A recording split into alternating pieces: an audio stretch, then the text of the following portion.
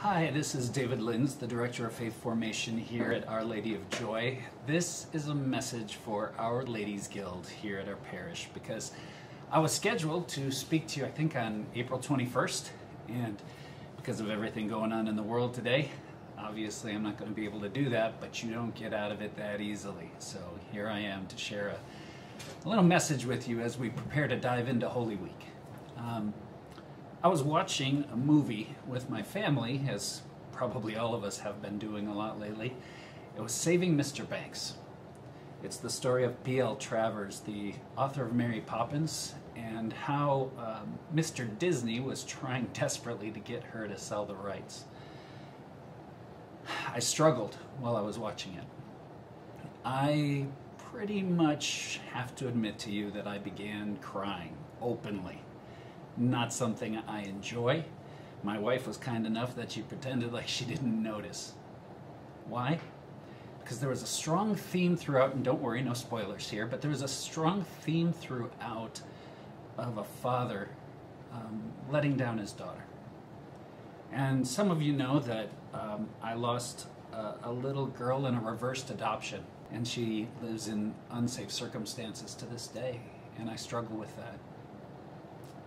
I don't know if I'll ever fully stop struggling with that for quite some time. But I need to remember that Jesus heals all things. Jesus heals all things. And that's something we all need to remember these days, right? This COVID-19 insanity. People are sick. People are dying. It might get worse in Arizona before it gets better. And that's not even all of it. I don't know about you, but every time that I have a sniffle, I'm like, oh no, it's happening. Anytime somebody coughs, I just start getting ready to take their temperature. It's insane. I know families are struggling when there's more than one person under the roof with exactly how many precautions to take. Well, you're just being crazy about all this, or you're being reckless. And actually disputes are happening in homes across America over things like that. Jobs lost, the market crashing, anxiety. And on that note, I want to share with you that it's okay if you're feeling a little anxious. That's not a sin in of itself. After all, we know in Luke 2, when Mary and Joseph find Jesus in the temple, Mary admits that she was anxious. Look it up. So it's okay if you're a little anxious. God understands. He really does.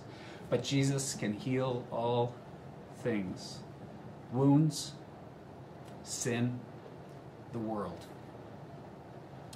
Let's talk about wounds for a second, okay? We'll do it one by one. Wounds. This is a beautiful time to heal some wounds. Are any of you distant from a family member or a friend? And I don't mean geographically, I mean emotionally, because of something that happened. Any of you need some reconciliation before it's too late? Well, I've got news for you. This is a perfect excuse. This is the perfect time for that reconciliation. You've been given a great alibi where everybody can save face, and you can call someone, you can text someone, you can email, but I would recommend a phone call. And say, hey, I just wanted to check up on you. Let that be your icebreaker. It's a great way to be the bigger person. I remember when I was a little kid that my little sister and I were great at saying, well, they started it. Well, they started it. And my dad used to always say, well, be the bigger person. Be the one to heal it. Let's talk about sin. The second thing I mentioned that Jesus can heal. In this particular circumstance, a lot of us may be realizing we've been guilty of the sin of taking Mass for granted. Now, there's two different ways we might have done that. One is it's just become a part of the rhythm of our life. We do Catholic aerobics. We stand up, we sit down, we kneel down, we stand up, go up for communion, go back, kneel down. You get what I'm saying. But it's no longer the source and summit of our faith. It's not what it's intended to be for us anymore. Maybe some of us, if we're being very honest, looking in the mirror, we don't even really know why we go anymore, except it's just what we do. Others of us, well, it's something we've just always assumed would be there. Like a loved one who passed away. We just assumed they'd be there tomorrow and next week and next year, and then when it's suddenly ripped away from us, it's unfathomable. We can't understand how something like this could happen, how this could be taken from us. Either way,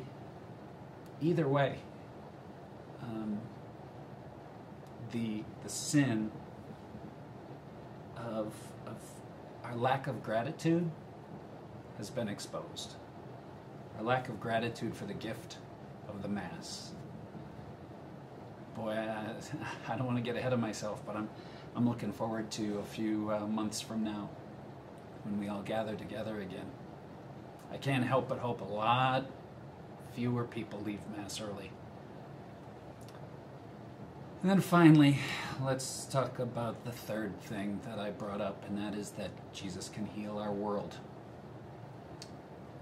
Again, I want to go back to that despair I was talking about. You know, the sick, the dying, all of this stuff going on in our world. Is God asleep at the wheel? You know, is he taking a siesta? What is happening? I want to remind you we are about to dive into Holy Week, and the timing couldn't be better. Holy Week is when Jesus took our expectations and flipped them on their head. You know, let me put it this way. The world says, well, we shouldn't have to suffer. Really? Because Jesus did.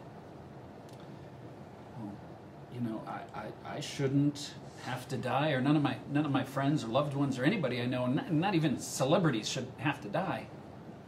Jesus did.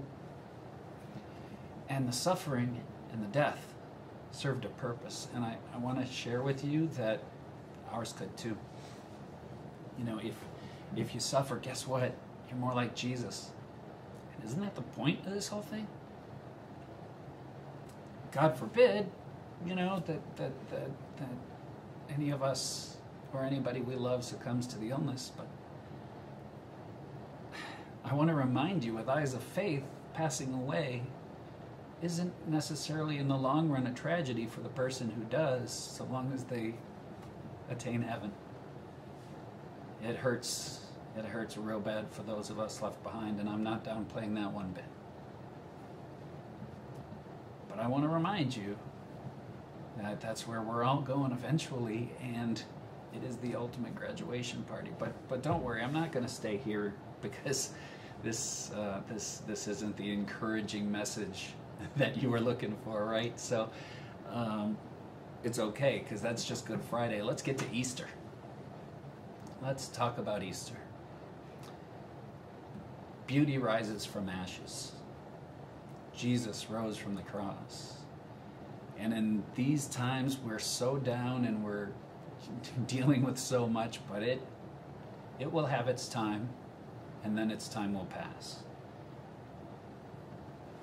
Right now, hold on to what it's going to feel like the first time you get to laugh with a friend over a cup of coffee again.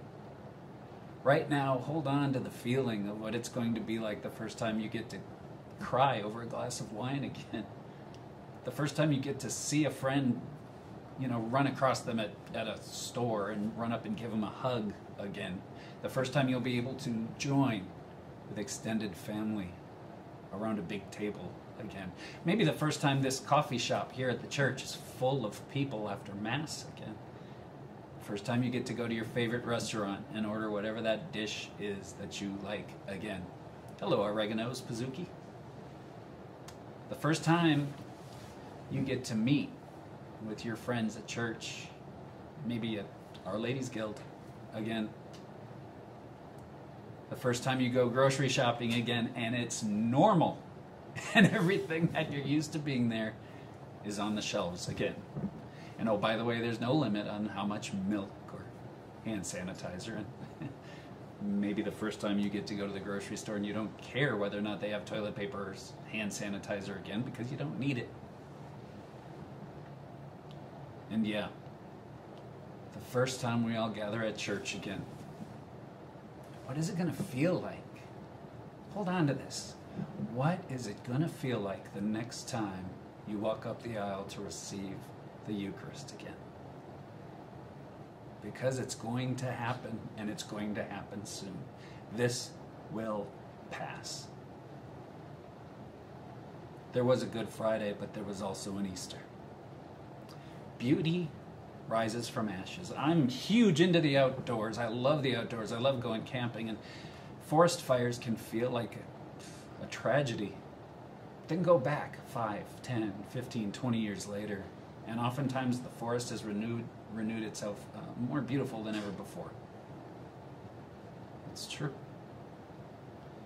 It happens in all kinds of ways. We desert dwellers here in Arizona all know that one of the most beautiful days you ever experience is the day after the monsoon hits. And it just cleans everything and the desert really shows itself off. I am a member of the Fellowship of the Ring. That means that I am a married man. And I can tell you, marriages that go through fire, when they go through that fire and they come out the other side, they are so much more beautiful than they were going in. It's the same with friendships. It's the same with everything. Beauty rises from ashes. And